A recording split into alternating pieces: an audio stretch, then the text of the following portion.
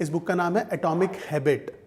I am really sure कि आपने इसके बारे में बहुत कुछ कहीं देखा होगा। अगर नाम नहीं भी पता होगा तो जब हम बुक कवर करेंगे ना, तो इसके अंदर से ऐसी बहुत सारे छोटी लाइनर्स हैं या स्टेटमेंट्स हैं जो जेम्स क्लियर ने दी हैं, जो आपने वो पक्का कहीं ना कहीं ज़रूर देखी होगी, वो पक्का कहीं ना कहीं ज़रूर रीड की होगी। कंपाउंडिंग इज समथिंग जो एड ऑन होता है, and this is a universal law which is true in almost every sphere of your life. थोड़ा थोड़ा मिलाते जाओ और लार्ज बनाते जाओ, स्मॉल मिलाते जाओ, लार्ज बनाते जाओ। तो पावर ऑफ कंपाउंडिंग वहीं से निकल के आई है। हाँ, तो आप 7 पॉइंट बताने वाले थे। दूसरा पॉइंट है boiling point theory. That is आप आज शुरू कीजिए और बी पेशेंट। एक बॉइलिंग पॉइंट आएगा जब आपको दिखाई देने लगेगा, रिफ्लेक्शन दिखाई देने लगेगी, और उस टाइम पे आपको और अच्छा लगेगा। गोल इज ओवररेटेड दोस्तों।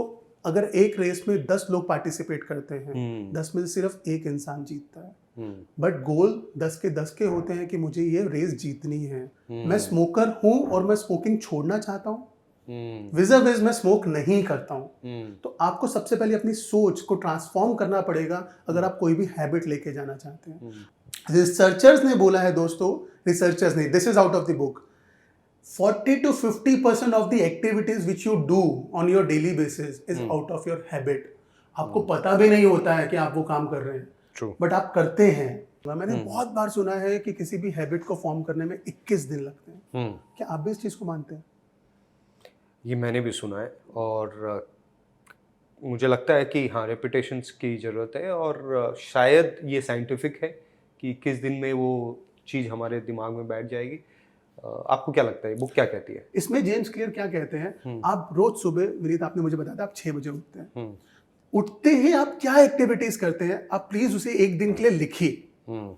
हर उस अच्छी हैबिट को जो आपको लगता है आपको फ्यूचर में हेल्प करेगी आपके लेवल को वहां पहुंचाने में जहां पहुंचना चाहते हैं, उसको आप +1 दीजिए। करेक्ट। हर वो हैबिट जो आपको खींच रही है उसको -1 दीजिए, और हर वो हैबिट जो न्यूट्रल है उसको 0 दीजिए।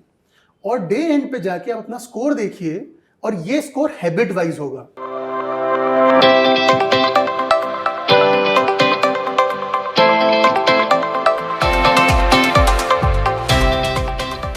अब हम बात करते हैं कि किसी भी हैबिट को फॉर्मुलेट करने में 4 स्टेप प्रोसेस होता है। ओके। पहला क्यू, दूसरा क्रेविंग, तीसरा रिस्पॉन्स, चौथा reward. Cue, craving, response, reward.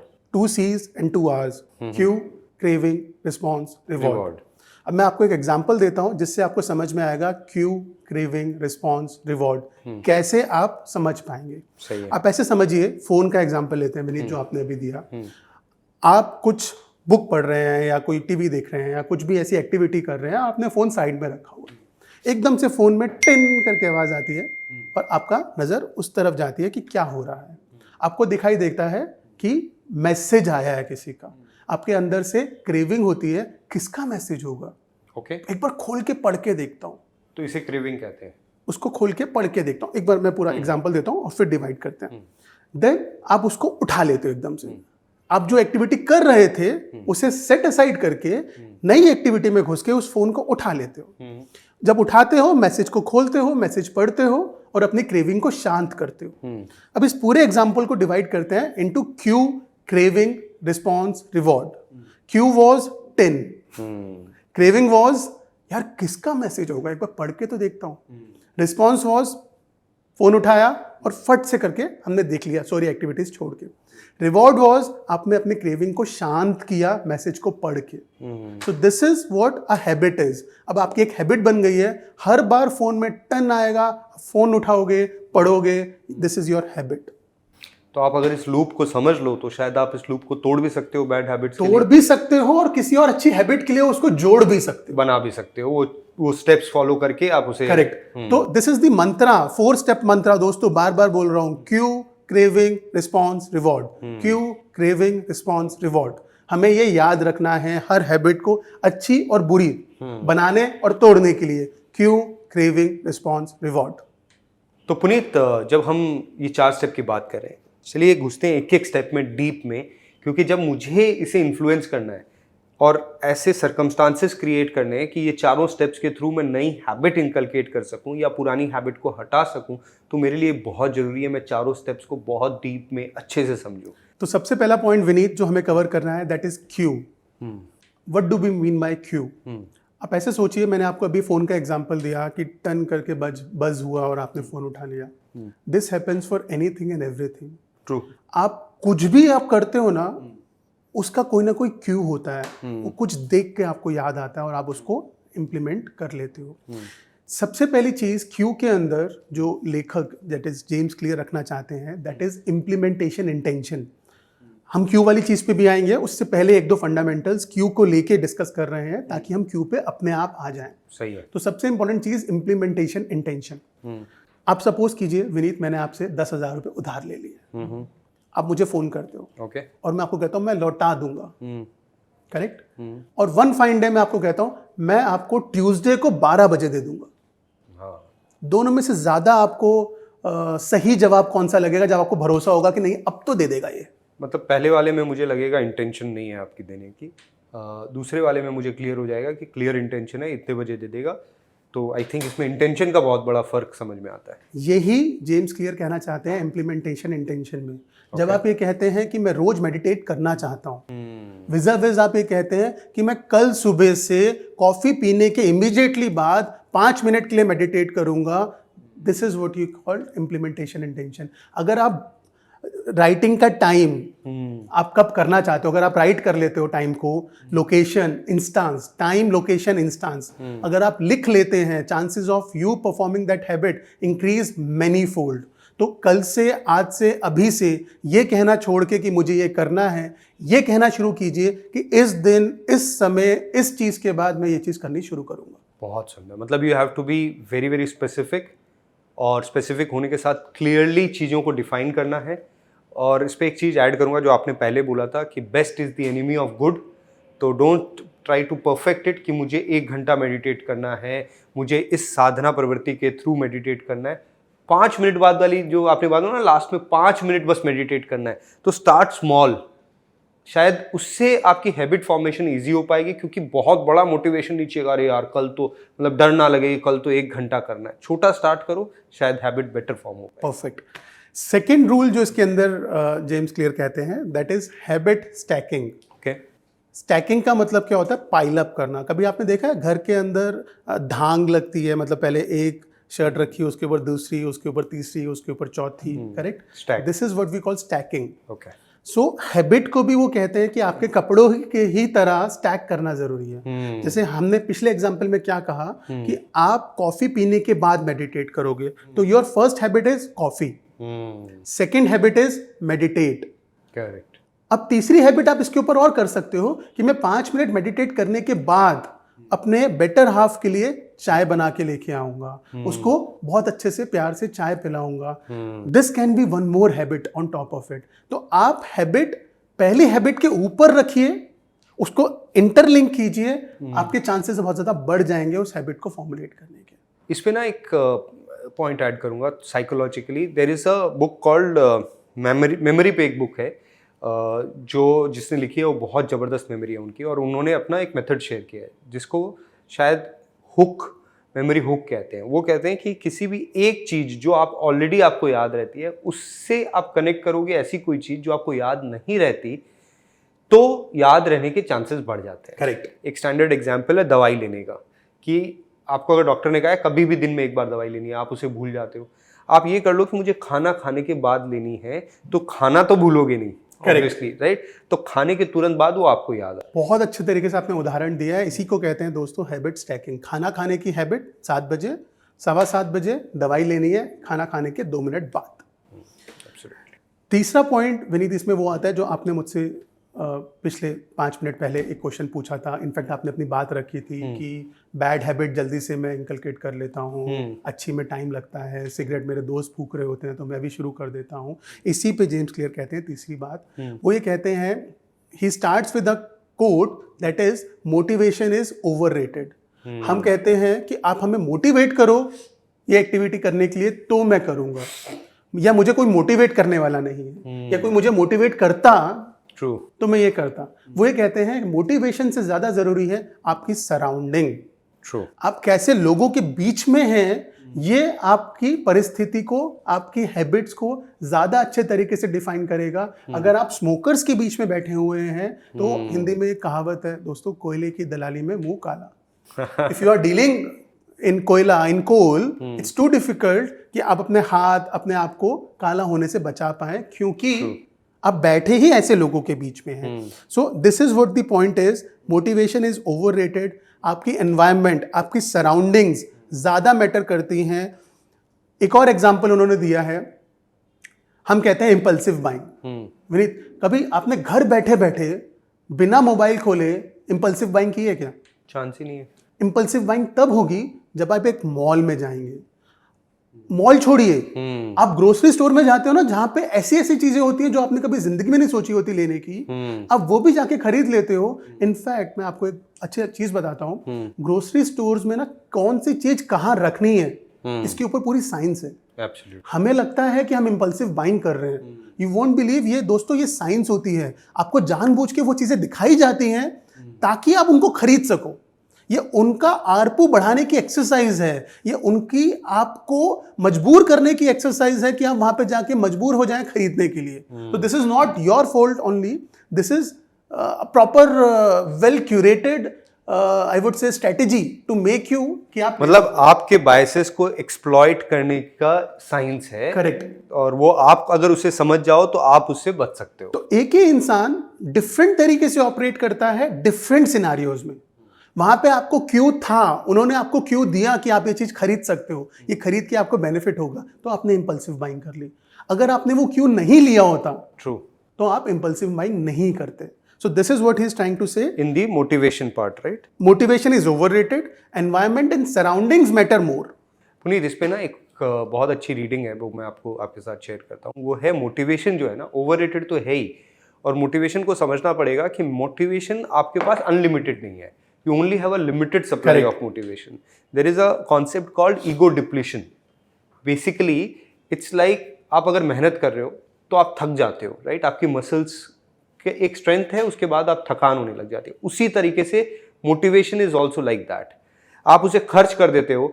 मान लो आप शुरू में ही, दिन के शुरुआत में ऐसा कोई काम कर रहे हो जो आप नहीं करना चाहते, और आपका पूरा मोटिवेशन, आप देखोगे आप थक गए, राइट? आपके अंदर हिम्मत ही नहीं बची कुछ और करने की। उसे कहते हैं ego depletion.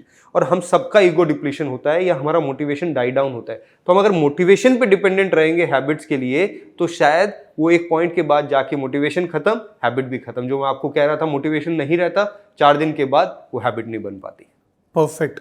So to summarise it, सबसे पहले हमें इम्प्लीमेंटेशन इंटेंशन देनी है, ताकि बहुत स्पेसिफिक होकर हमें बताना है कि हमें ये एक्टिविटी इस दिन से करनी शुरू करनी है। दूसरी चीज, हमें इंटरलिंक्ड हैबिट बनाने की कोशिश करनी है। तीसरी चीज, हमें अपने सराउंडिंग्स पे ज्यादा फोकस करना है एज कंपेयर टू कोई आए और हमें बताए। अगर हम अच्छी जगह रहेंगे तो चीजें अपने आप हो जाएंगी।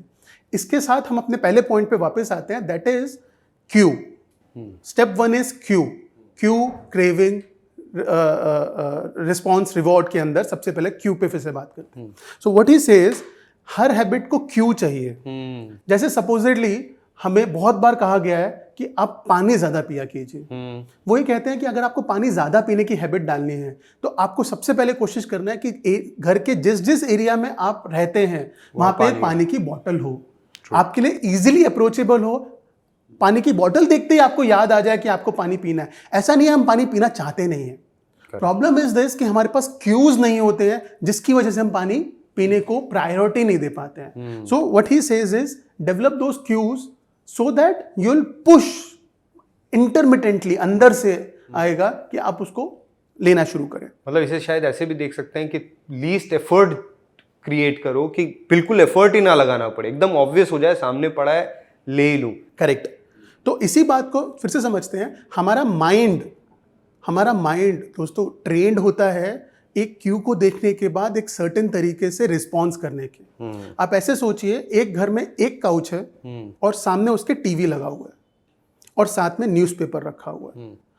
ऐसा हो सकता है घर का एक व्यक्ति उस काउच पे बैठे और काउच पे बैठते उसको न्यूज़पेपर पढ़ना याद आए, और दूसरा व्यक्ति उस काउच पे बैठे और उसको टीवी देखना याद आए। सो अगेन क्यूज अलग अलग हैं। आपको देखना है कि आपका क्यों आपको कहाँ लेके जा रहा है। आपको न्यूज़पेपर पे फोकस करना है या आपको टीवी पे फोकस करना है। Absolutely correct. इसके अंदर एक और उन्होंने बहुत अच्छी स्टडी का वर्णन किया है इस बुक के अंदर। हम सब कभी ना कभी इंसोम्निया से गुजरे हैं। इंसोम्निया मतलब हमें रात को नींद नहीं आ पा रही है। सो व्हाट ही सेज कि कुछ साइंटिस्ट ने कुछ लोगों जो पे एक्सपेरिमेंट किया जो इंसोम्निया के शिकार थे। उनको बोला गया कि आप बेड में तभी जाएंगे जब आपको एक्चुअली नींद आ रही है, ना कि जो हमें आज तक बताया गया कि 9 बजे आपको बेड में चले जाना है। क्योंकि आज हम क्या करते हैं, हम 9 बजे 10 बजे 11 बजे जो भी टाइम सही लगता है हम बेड में तो चले जाते हैं, बट हमें नींद नहीं आ रही तो हम फ़ोन खोल लेते हैं। हम फोन करके इंस्टाग्राम, फेसबुक, यूट्यूब देखने लगते हैं, मेल्स पढ़ने लगते हैं, कुछ भी करने लगते हैं ऐसा। लेकिन इससे हम अपने माइंड को गलत सिग्नल दे रहे हैं। हम अपने माइंड को यह समझा रहे हैं कि बेड पे लेटने के बाद मोबाइल भी देख सकते हैं और सो भी सकते हैं। आपको ये चेंज करना है। अगर आपको एक्चुअली इंसोम्निया से बाहर आना है तो बेड पे आपको तभी लेटना है जब आपको सोना है। एंड साइंटिस्ट की स्टडी के बाद ये निकल के आया कि उन लोगों का इंसोम्निया क्योर हो गया। उनको दूसरे रूम में बिठाया गया, उनको उस रूम में तभी भेजा गया, उस बेड पे तभी लेटने दिया गया जब आपको नींद आ रही है। जब आप थक गए हो, आपको नींद आने चाहे आप 12 घंटे लगे, चाहे 18 घंटे लगे, चाहे 48 घंटे लगे, आपको नींद नहीं आ रही है, मत जाओ। धीरे धीरे आपने अपने माइंड को क्यों दे दिया। आपने एक और चीज सुनी होगी विनीत, रात को सोने से पहले हम कहते हैं तकिए को बोल के सो, अपने पिलो को बोल के सो कि सुबह कितने बजे उठना है। करेक्ट। वो आप पिलो को नहीं बोलते हो, वो अपने माइंड को बोलते हो। आप अपने सबकॉन्शियस माइंड को सिग्नल दे रहे हो। सिग्नल देते हो। This is a Q. True. ये सारे क्यूज का ही बात उन्होंने यहाँ पे रखने की कोशिश की है। So best rule is what he says, one space one activity. Okay. यानी कि आप अपने घर के एक एक कोने को एक एक एक्टिविटी से रिलेट कर लीजिए। बेडरूम सोने के लिए, पढ़ाई करनी है स्टडी रूम में जाके पढ़ाई कीजिए, खेलना है दूसरे रूम में जाके, टीवी देखना है दूसरे रूम में जाइए। अब जेम्स क्लियर ने लिख तो दिया दोस्तों, मैं तो टेंशन में आ गया। इतना बड़ा घर कहाँ से लेके आऊं कि जिसके एक एक कमरे को मैं अलग अलग एक्टिविटी के लिए यूज करूं। And you won't believe, James clear ने मेरे सोचने से पहले ही इस चीज को आंसर कर दिया। ही सेज कि it's not about different rooms, it's about different corner of the room. आप रूम के एक कॉर्नर में अपनी चेयर टेबल रख सकते हैं और वहां पे बैठ के पढ़ाई लिखाई काम कर सकते हैं। बेड पे तभी आए जब सोना है। काउच पे बैठ के टीवी देखिए, टीवी बेडरूम में मत रखिए, कोशिश कीजिए। और अगर रख भी पा रहे हैं, कोई और जगह नहीं है, तो बेड पे बैठ के टीवी मत देखिए। So this is what he is trying to say in one space one activity. नहीं, ये क्या है ना कि जो भी मैं समझ पा रहा हूँ अभी तक कि क्यूज है अपने माइंड को उस तरह के सिग्नल्स देना कि अब आपको ये करना है। करेक्ट। ताकि वो ऑटोमेटिक हो जाए वो प्रोसेस, उसमें आपको हर बार मोटिवेशन की जरूरत ना हो। बिल्कुल। तो यहाँ पे उन्होंने गुड हैबिट्स के क्यू के बारे में बात करी है। अब यहाँ से हम आते हैं बैड हैबिट के बारे में। मैंने बुक की स्टार्टिंग में ही बताया था कि बैड हैबिट ज्यादा इंपॉर्टेंट है कर्ब करना as compare to good habit को लेके आना। सो बैड हैबिट्स में what he says is, bad habits are autocatalytic. Autocatalytic का मतलब क्या होता है दोस्तों? It's a vicious circle. मतलब मैं परेशान हो रहा हूं तो मैं पिज्जा खाऊंगा, मैं पिज्जा खाऊंगा, मैं अपने अंदर जंक फूड डालूंगा, अब मैं अपने बॉडी को फिर से परेशान करूंगा और ज्यादा स्ट्रेस लूंगा और पिज्जा खाऊंगा। तो बैड हैबिट, पिज्जा हटा दीजिए, स्मोक लेके आते हैं। मुझे स्ट्रेस होता है, मैं स्मोक करता हूं, मैं स्मोक करता हूं, मैं अपनी बॉडी को डिप्लीट करता हूं, मुझे फिर स्ट्रेस होता है, मैं और स्मोक करता हूं। सही बात। ये हर हैबिट के साथ होता है। हर हैबिट को हम अपने आप को इसलिए कहते हैं करने के लिए क्योंकि मैं परेशान हूं, क्योंकि मुझे वेंट आउट करना है, क्योंकि मुझे बाहर निकलना है। उस परेशानी का सॉल्यूशन और एक परेशानी, शायद आप एक परेशानी खत्म करने के लिए एक और परेशानी मोल ले रहे हैं, जो कि एक और रीजन दे रहे हैं बैड हैबिट को कंटिन्यू करने का। Correct. So this is what he says कि bad habits are autocatalytic. दूसरी बात बहुत इंपॉर्टेंट, बहुत ज्यादा इंपॉर्टेंट दोस्तों, मैं मिथ में था, मुझे नहीं पता आपका, मैं बिल्कुल मिथ में था। हम ये कहते हैं कि हम बैड हैबिट को अपनी जिंदगी से हटा सकते हैं। As per him this is not true. आप बैड हैबिट को अपने अंदर से नहीं हटा सकते हो। अगर आपको स्मोक करना अच्छा लगता है तो आपको अच्छा लगता है, अगर आपको ड्रिंक करना अच्छा लगता है तो आपको अच्छा लगता है। ये आपकी हैबिट है, बैड हैबिट है, गुड हैबिट है, अब इसको हटा नहीं पाओगे। तो क्या क्वेश्चन ये था कि अब मैं बाहर कैसे निकलूं? वो कहते हैं क्यूज को हटाओ। वो क्यूज जो आपको बैड हैबिट के लिए लेके जाते हैं उसको हटाओ। लाइक फॉर एग्जांपल, अगर आपको ड्रिंक करना पसंद है और आपको लगता है मैं रोज शाम को खोल लेता हूँ घर में बैठते ही, आप अपने घर से हटाइए। मैं घर पे ड्रिंक नहीं करूंगा। The moment you will decide कि मैं घर पे ड्रिंक नहीं करूंगा, मैं घर पे बॉटल नहीं रखूंगा, आपने अपने जिंदगी में एक एड ऑन इशू डाल दिया कि मुझे हर बार ड्रिंक करने के लिए बाहर जाना पड़ेगा। एकदम अपने आप अपने हैबिट को मुश्किल बना दिया। तो जैसे आसान बनाया था सब तरफ पानी रख के, उसी तरह से मुश्किल बना रहे हैं उसे अपने करेक्ट सामने से एनवायरनमेंट से हटा के। Correct. So make it invisible. The mantra is make the cues which are leading to bad habit invisible. आप सिगरेट की पूरी डब्बी नहीं लेंगे, मैं ये नहीं कह रहा छोड़ दो। हर बार आपको नीचे जाके एक सिगरेट खरीदनी होगी तो शायद डिफिकल्ट हो जाएगा थोड़ा सा, अपने आप कम हो जाएगी। आप डब्बी लेके जेब में डालोगे, अपनी कन्वीनियंस रखोगे, हर बार डब्बी को देखोगे, आपको लगेगा मुझे स्मोक करना है। आप नहीं लोगे, हर बार बाहर जाना, हर बार लेना, it's a difficult affair. So make it invisible.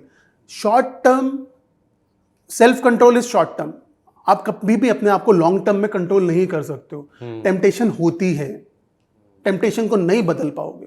Correct. So bad habit से बाहर निकलना है Vineet, cut the cues. Cut the cues.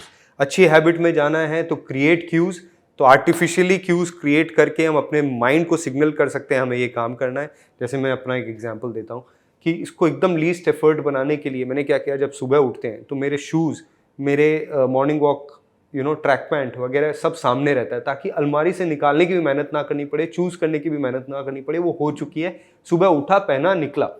तो बिल्कुल एफर्ट नहीं मारने की ज़रूरत है। और बैड हैबिट्स के केस में कल परसों ही मैं एक भैया मेरे को एक एग्जांपल दे रहे थे कि उनकी बैड हैबिट कैसे छूटी, ड्रिंकिंग वाली। उन्होंने डिसाइड किया, करते करते उन्होंने डिसाइड किया कि मैं कैलकटा में नहीं पीऊँगा, जब तक मैं शहर में हूँ नहीं पीऊँगा, हम बाहर कहीं घूमने जाएंगे। तो उन्होंने पूरी तरह से नहीं छोड़ा, लेकिन इस वजह से उनका अब वो कहे कि नेक्स्ट 1-2 बार मैं बाहर गया तब तो मेरा मन ही नहीं किया, क्योंकि मैं 6-8 महीने से नहीं पी रहा था। तो उनकी बैड हैबिट पूर्णतः खत्म हो गई। तो दोस्तों यही है क्यूज को खत्म करना और क्यूज को क्रिएट करना अच्छी हैबिट के लिए। परफेक्ट विनीत। तो यहाँ से हमारा स्टेप 1 कंप्लीट होता है। मैं इसको समराइज करना चाहूँगा एक बार के लिए। सबसे पहली चीज़, क्यूज को ढूंढिए, हैबिट्स को नहीं। क्यूज आपको अच्छी हैबिट और आपकी बुरी हैबिट में लेके जाएंगे। अच्छी हैबिट्स के क्यूज को एक्यूमुलेट कीजिए, बुरी हैबिट को क्यूज को एलिमिनेट कीजिए। Accumulate, eliminate. दूसरी चीज़, अगर आपको कुछ भी शुरू करना है तो प्लीज़ प्रिसाइजली लिखिए कि मैं इस दिन इस क्षण से ये काम करना शुरू करूँगा, चांसेस बहुत बढ़ जाएंगे। तीसरी चीज़, हैबिट को स्टैक कीजिए। जो भी आपकी दिनचर्या है उसके अंदर हैबिट को घुसाइए, उसमें बताइए इसके बाद मैं ये हैबिट करूँगा। Last but not the least, आप अपनी संगति को चेंज कीजिए और इसमें कोई हार्म नहीं है। आप ये मत सोचिए कि ये तो मेरे बहुत प्रिय हैं, ये मेरे बहुत नियर एंड डियर है, ये मेरे फैमिली है। अगर कोई भी इंसान, हाँ कोई भी इंसान जो आपके सराउंडिंग में है, जो आपको पुल कर रहा है नीचे और आपको वो अचीव करने से रोक रहा है, आपको उससे बाहर निकलना है। एक बहुत अच्छी सेइंग है, people in your life are either for a reason और सीजन और forever. People in your life are either for a reason, for seasons or forever. Reason, मैं आया आपको कुछ हेल्प करने के लिए, मैं बाहर जा रहा हूँ। सीजन, साल में 4 बार आते हैं, ऐसे लोग चले जाते हैं। फॉरएवर लोग सिर्फ वही रखने हैं दोस्तों जो आपको आगे लेके जा सके। इसमें कोई हार्म नहीं है। विद दिस विनीत, हमारा स्टेप 1 इज कंप्लीट। वंडरफुल, बहुत बढ़िया से समझाया और आगे बढ़ेंगे।